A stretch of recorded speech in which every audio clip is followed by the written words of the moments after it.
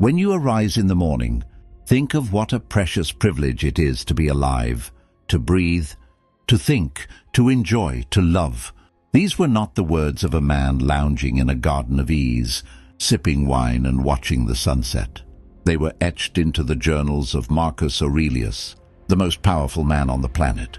While his empire was crumbling under the weight of the Antonine Plague and the relentless pressure of Germanic tribes at the border, he wrote these words in the flickering light of a candle to remind his own soul that even in a world of death and chaos, the first breath of the morning is a sovereign victory. Most people today wake up as defeated subjects. They do not rise. They are merely startled into a state of low-level anxiety by a digital shriek.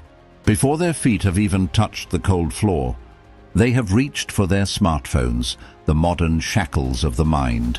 In that single reflexive movement, they have surrendered their internal peace to the global hive mind.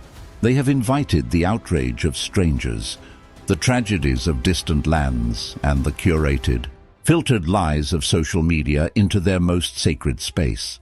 They spend their first hour reacting to the world's demands rather than setting their own terms. They are being led by the nose by algorithms designed to exploit their dopamine loops. They are consumers of drama before they are creators of value.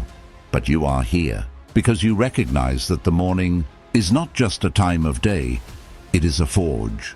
You understand that sleep is a biological necessity, an energy-restoring sanctuary that prepares you for the conquest of your destiny.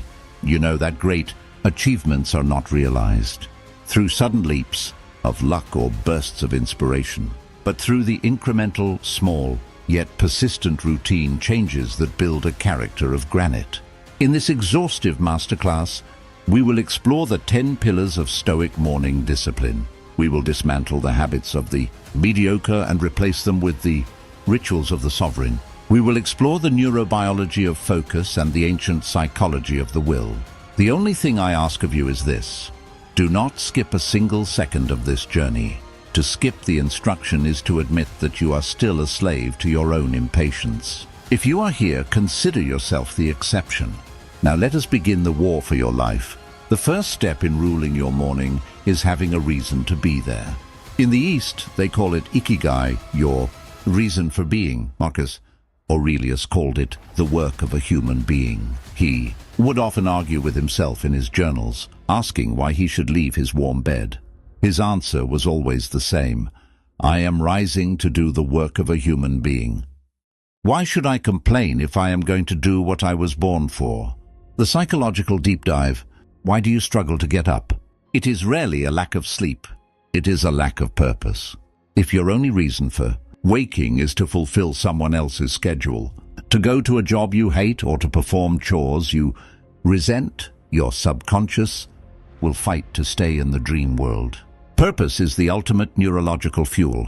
It triggers the release of norepinephrine and dopamine before you even move, providing the go signal your brain needs to override the comfort of the blanket.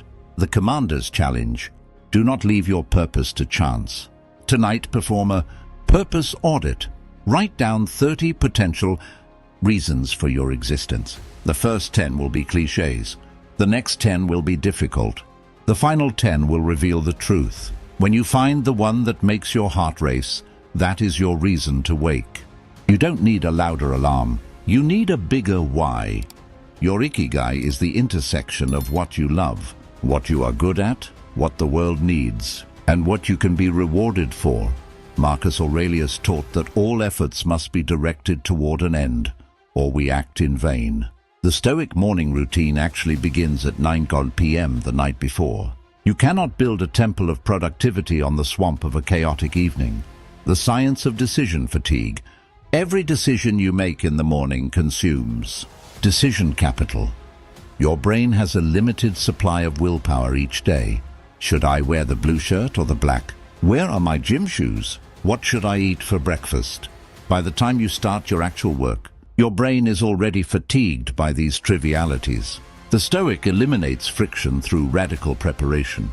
The protocol of the evening. Environment. Sync. Set your workout clothes in the center of the room. If you see them the moment you wake, the decision is already made. Digital sunset, minimize blue light, and the outrage machine of news. You are telling your nervous system that the day's combat is over. The brain dump. If you have unresolved problems, write them down. Marcus Aurelius used his journal to externalize his anxieties.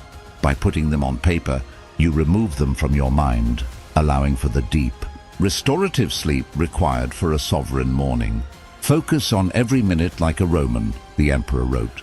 In the modern world, your attention is the most valuable commodity on Earth. Companies spend billions of dollars to steal it from you the second you wake up. The biological trap. When you check your phone immediately upon waking, you force your brain to skip the vital, theta and alpha states, the creative, calm states of mind, and jump straight into a high-stress, high-beta state. You are essentially training your brain to be anxious. You are teaching yourself that other people's priorities are more important than your own. You are becoming a digital serf. The sovereign decree: establish a zero digital zone for the first 60 minutes of light.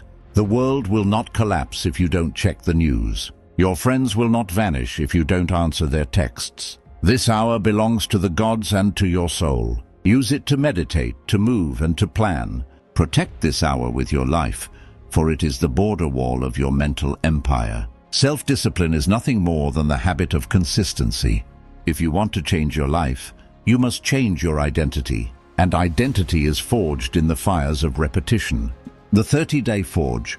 Neuroscience tells us that neurons that fire together, wire together.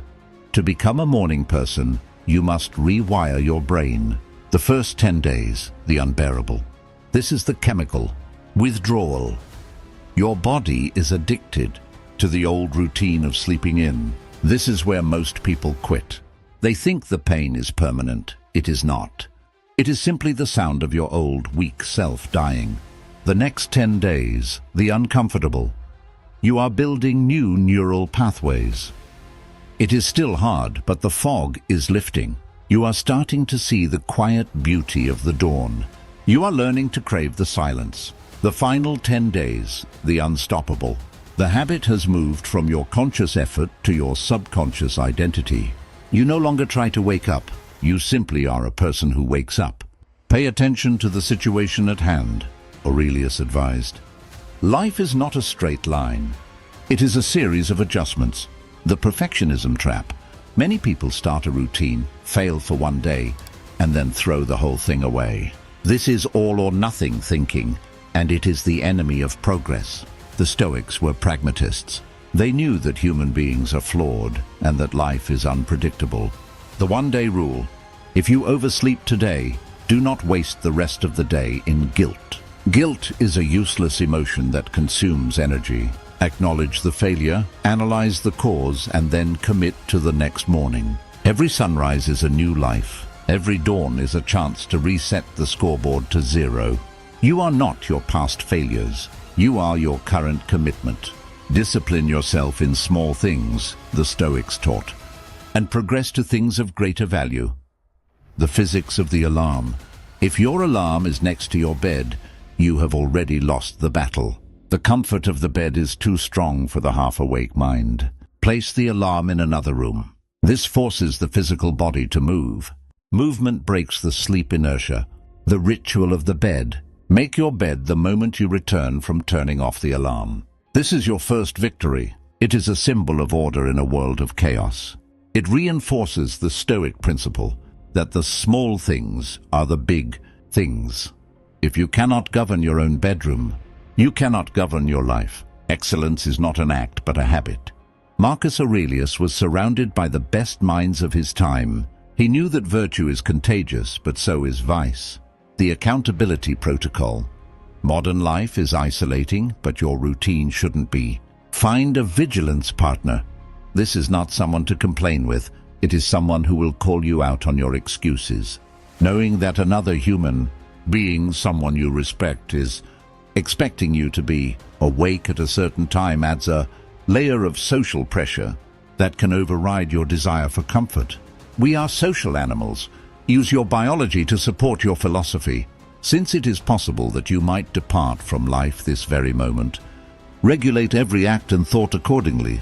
The daily death meditation.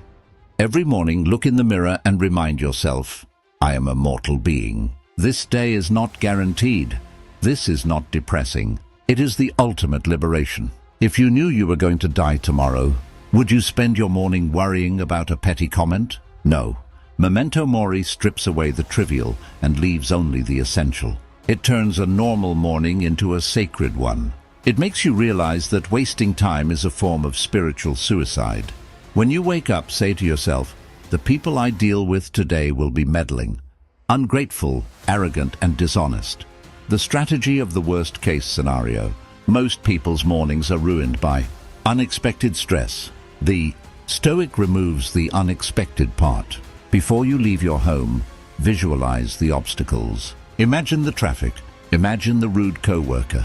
Imagine the tech failure. By meeting these evils in your mind first, you rob them of their power to upset you in reality. You are no longer a victim. You are a prepared commander who has already anticipated the enemy's moves. Marcus Aurelius began his meditations with a long list of people he was grateful for. He realized that his strength was a tapestry woven by others. The Gratitude Journal. Gratitude is the antidote to the scarcity mindset. Every morning, write down 3 specific things you are grateful for. Not my health, but the way the sun hit the window. Specificity breeds sincerity. A grateful heart is a fortress that fear cannot enter. It gives you a reason to fight for the day ahead because you realize how much you already possess. To expand this protocol, we must look at the laws of nature. Stoicism is the philosophy of living in accordance with nature, and nature dictates that our bodies are slaves to the cycles of light. The cortisol spike. The moment you wake, seek out the sun. Viewing sunlight, even through clouds, in the first 30 minutes of your day triggers a timed release of cortisol. This is not the stress cortisol of anxiety, but the wakefulness cortisol of life. It sets an internal timer for the release of melatonin 16 hours later. If you stay in a dark room with only artificial light, you are living in a biological twilight.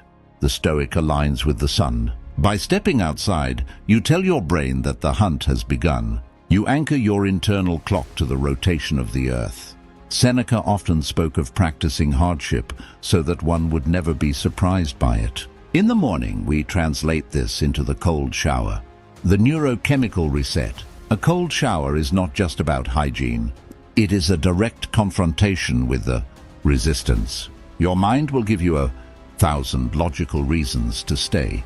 In the warm water, by stepping into the cold, you're practicing the most important skill in life. Doing the hard thing, especially when you don't feel like it. Biologically, cold exposure increases dopamine levels by 250% for several hours, providing a steady, non-crashing baseline of focus that no cup of coffee can match. You are forging a brain that is resilient to stress. Before you engage with the world, you must engage with the silence. Marcus Aurelius spent time in quiet contemplation before his duties as emperor began. The power of stillness. In the modern age, we are terrified of silence. We fill every gap with noise, music, podcasts, chatter. But silence is where the truth lives. Spend 10 minutes in complete stillness. Just observe the quality of your own mind. Like a muddy pond that settles when left alone, your thoughts will clarify in the silence. This is where you find the inner citadel that the world cannot touch. If you cannot sit in a room alone for 10 minutes, you are not a free man. Even how we fuel our bodies is a matter of discipline. The Stoics were not gluttons. They ate for sustenance, not for escape. The insulin war. Avoid the sugar trap.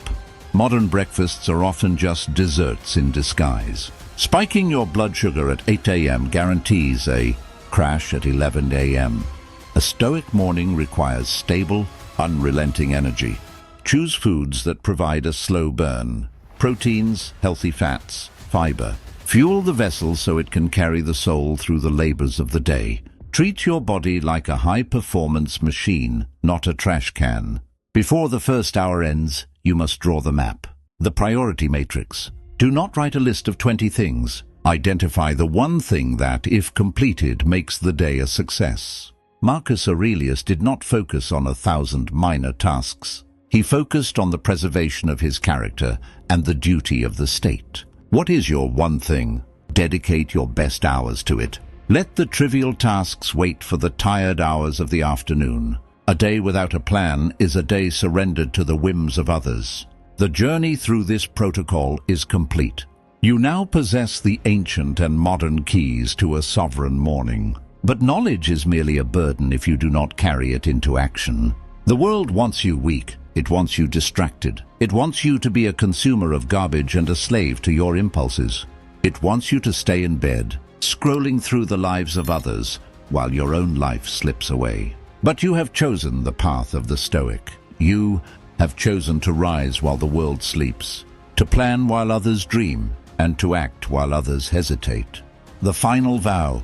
I want you to make a vow to yourself right now. This is not a resolution. It is a declaration of war against your own mediocrity. If you are ready to claim your throne, if you are ready to stop making excuses and start making progress, I want you to leave your mark. Go to the comments right now and type, "I rule my morning. I rule my life." Write it in all caps. Write it with the weight of a person who has finally decided to be free. Let the people from your past wonder where you went. Let 2026 wonder who you have become. The sun has risen. The forge is hot. The empire of your day is waiting to be built. Stay strong. Stay grounded. Stay sovereign.